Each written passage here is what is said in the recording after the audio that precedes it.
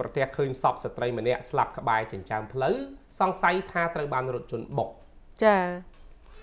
ប្រជាពលរដ្ឋបានឃើញស្ត្រីម្នាក់បាត់ដេកស្លាប់ក្បែរចិញ្ចើមផ្លូវសង្ស័យថាមានរថយន្តបុករួចក៏លើកសាកសពដាក់ក្បែររបងផ្លូវ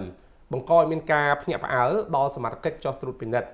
ហេតុការណ៍នេះបង្កមានការភ្ញាក់ផ្អើលកាលពីវេលាម៉ោង 6:00 នាទីព្រឹកព្រលឹមតែម្ដងស្ថិតនៅតាមបណ្ដោយផ្លូវព្រះស៊ីសុវត្ថិផ្លូវមាត់ទន្លេក្នុងសង្កាត់ស្រះចកខណ្ឌដូនពេញរាជធានីភ្នំពេញសពស្ត្រីរងគ្រោះភ្លាមមិនស្គាល់អត្តសញ្ញាណនោះទេទំនងជាជនអនាថាបើតាមប្រភពពីពលរដ្ឋម្នាក់បានដឹងថានៅមុនពេលកើតហេតុគេឃើញមានរថយន្តស៊េរីទំនើបនិងកង់3បានធ្វើដំណើរតាមបណ្ដោយផ្លូវព្រះស៊ីសុវត្ថិ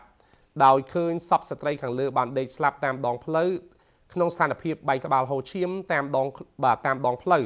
រួចក៏ឃើញមានមនុស្សប្រុសស្រី2ទៅ3នាក់បានចុះពីលើកង់3លើកសពជនរងគ្រោះដាក់ក្បែររបងផ្លូវរួចក៏ជិះចេញពីកន្លែងកាត់ហេតុទៅបាត់បាទគួរតែរាយការណ៍ទៅអាជ្ញាធរសិនណាបាទហើយចំពោះហេតុការណ៍ខាងលើនេះដែរមិនដឹងថាយានយន្តណាបុកនោះទេភ្លាមនោះពលរដ្ឋក៏បានរាយការណ៍ទៅសមាជិកមូលដ្ឋានចោះត្រួតពិនិត្យបន្ទាប់មកសមាជិកមូលដ្ឋានក៏បានតាក់ទងទៅកាន់សមាជិកជំនាញផ្នែកកោសលវិច័យនៃស្នងការដ្ឋាននគរបាលរាជធានីភ្នំពេញដើម្បីចុះមកធ្វើការត្រួតពិនិត្យដោយបានធ្វើការសន្និដ្ឋានថាស្លាប់ដោយសារតែករណីគ្រោះថ្នាក់ចរាចរណ៍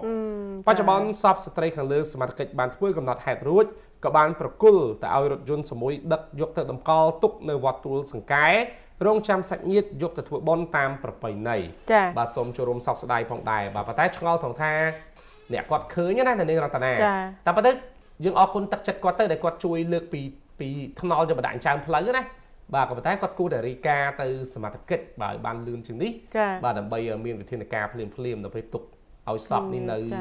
មិនដឹងតាំងពីពេលណាមកណាបាទចូលរួមសោកស្ដាយផងដែរ